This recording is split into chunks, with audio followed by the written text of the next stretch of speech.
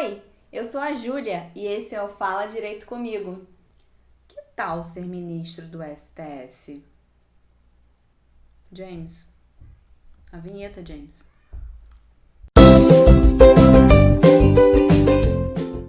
Quase diariamente a gente ouve que um ministro do STF julgou alguma coisa e normalmente essa coisa é muito importante para o Brasil. Mas afinal, o que é o STF? Quem são seus ministros? O que eles fazem e por que são tão importantes para a gente? Bem, o STF, ou Supremo Tribunal Federal, foi criado em 1828 e é o órgão máximo do Poder Judiciário. Hoje ele está previsto no artigo 101 da nossa Constituição. Além de administrar a justiça, ele também é responsável por ser o guardião da nossa Constituição, preservando os princípios e comandos nelas estabelecidos. Já no artigo 102 estão expostas as situações de atuação do STF que vão além de apenas a guarda da Constituição. Por exemplo, cabe ao STF julgar os pedidos de extradição elaborados por outro país. Como é a Corte Constitucional Suprema, os casos que chegam lá para análise devem afrontar gravemente a Constituição. Então, em regra, a gente tende a não ter furtos de galinha, por exemplo, sendo analisados no STF. Em regra. Eu disse em regra porque alguns temas que a gente considera muito simples precisam, na verdade, da análise da Corte Suprema. Esse caso, por exemplo, do furto de galinhas é um caso verídico. Lá em 2014, um homem furtou algumas galinhas e alguns quilos de feijão, que no final das contas totalizavam nem R$100. E ele teve seu habeas corpus negado em várias instâncias. Como a liberdade e o habeas corpus estão previstos na Constituição, os ministros precisavam, nesse caso, decidir se a esse furto cabia o princípio da bagatela ou da insignificância e assim conceder a liberdade ao acusado.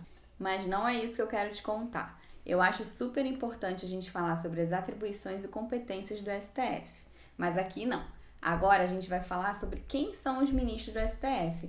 Afinal, vários dos nossos assuntos importantes e relevantes juridicamente estão na mão desses 11 ministros. Mas calma, que eu não vou ficar aqui falando o currículo de cada um dos 11 ministros. Eu vou te explicar os requisitos constitucionais para sua indicação e nomeação. Vamos lá? Então vamos lá. Na leitura do artigo 101, que o James vai providenciar para a gente, tem o seguinte: o Supremo Tribunal Federal compõe-se de 11 ministros escolhidos dentre cidadãos com mais de 35 e menos de 65 anos de idade, de notável saber jurídico e reputação ilibada.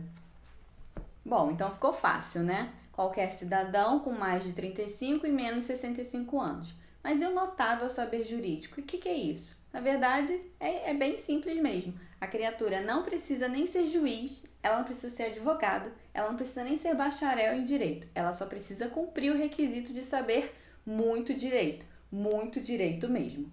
Mas como a gente está falando de Brasil, obviamente que isso deu problema. Essa parte da Constituição de que o ministro do STF precisa ter notável saber jurídico já deu alguma confusão. Muitos anos atrás, um médico foi nomeado ministro do STF.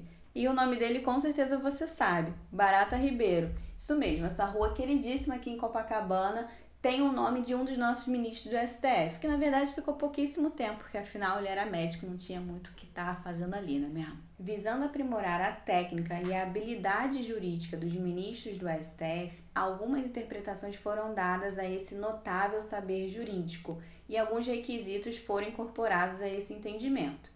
Então, sim, o texto constitucional não mudou. Qualquer cidadão pode ser ministro do STF, mas é desejável que ele seja advogado com no mínimo 10 anos de atividade profissional, ou juiz, ou desembargador, ou membro do Ministério Público, ou doutor em Direito.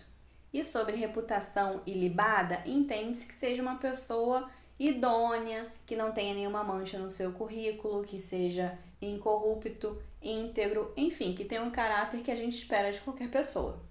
Então, ok, a gente já terminou a leitura do artigo, mas falta a leitura do seu parágrafo único. E ele diz o seguinte, James, você está atento? Ele diz assim: os ministros do Supremo Tribunal Federal serão nomeados pelo presidente da República depois de aprovada a escolha pela maioria absoluta do Senado Federal.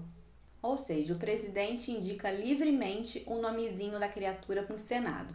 Chegando lá no Senado, ocorre o que a gente conhece como a sabatina, que é na verdade uma prova oral sobre questões da Constituição, questões de direito, questões de política, enfim. E para ser formalmente nomeado, ele precisa da votação da maioria absoluta do Senado, que é aquela conta maravilhosa que a gente fez no outro vídeo, que se você não viu, você está perdendo um vídeo de matemática nesse canal, meu amor. Pois bem, devidamente nomeado, o ministro integra uma das turmas do STF e fica lá até completar 75 anos de idade, ou sofrer o impeachment, ou sair por vontade própria. Porque eles também podem sofrer impeachment, minha gente. Você reparou que eu disse que ele vai integrar uma das turmas do STF? Exatamente. O STF funciona com 2 turmas, cada uma com 5 ministros. E tem um deles que é o presidente. Esse presidente exerce um mandato de 2 anos. Ou seja, a cada 2 anos eles votam entre si e elegem um novo presidente. É o conclave do Poder Judiciário. As turmas do STF se reúnem todas as terças-feiras para julgar os casos de menor complexidade. E às quartas e quintas-feiras, o plenário, que é todo mundo junto, se reúne para julgar os casos de maior relevância. Inclusive, essas sessões são públicas, então se você estiver em Brasília numa terça, numa quarta ou numa quinta, tente assistir uma dessas sessões, deve ser ótimo.